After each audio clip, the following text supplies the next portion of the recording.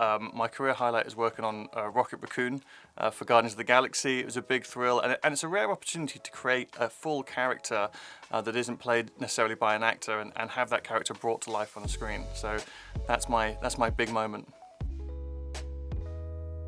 My name's Adam Dewhirst. I'm a model lead for Industrial Light and Magic London. It's really important to have creative industries like Confetti within the UK, because it really gives students an opportunity to interact with people working in the industry at the moment. It's incredibly important to understand what people do in the realities of a day job, and not just where you have the freedom to learn anything that you might fancy, anything that you come into contact with. It's great to be able to actually hear from industry professionals. When I learned 3D, I actually did not get much access to industry events. I had to take myself down to visual effects studios. I had to wait outside and try and accost people to ask them my questions. What's it like working there? How can I get a job? So to have that facility brought to your doorstep is just invaluable. It's an incredible opportunity. My advice to students looking to get started in virtual production and visual effects as a whole is basically don't limit yourself. Don't be confined to a box. Be open to any opportunities that might come your way. It's much better to be able to be quick on your feet and to learn and adapt than it is to say, hey, I only do one thing, because then you're going to find yourself boxing quite quickly. And there's a lot of different opportunities out there, so I think flexibility, diversity, really important skills to have when you're entering the industry. The relationship between visual effects and games is getting very, very blurred.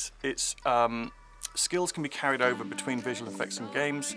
From games, the ability to be efficient, low-res models with high-res detail is a really relevant skill to have in visual effects now. More and more directors want to do on-set virtual production, and they want to be able to visualize what they're going to be creating in advance of the post-production happening. So it's a really important skill to have.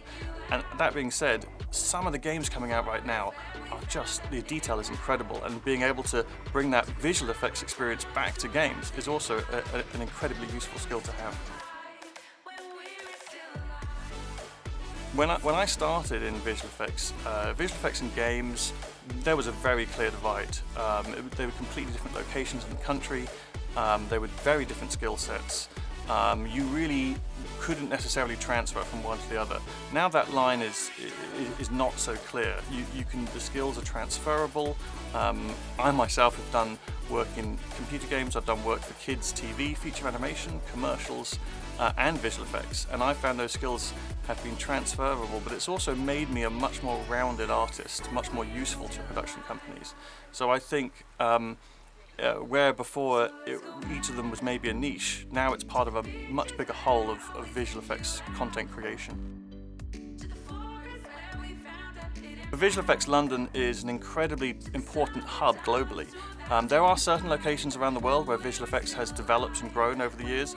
London is one of those locations. Industrial Light and Magic, they have a new location in London that formerly wasn't there. We have world-leading companies like the Moving Picture Company, Frame Store. They all have hubs in London.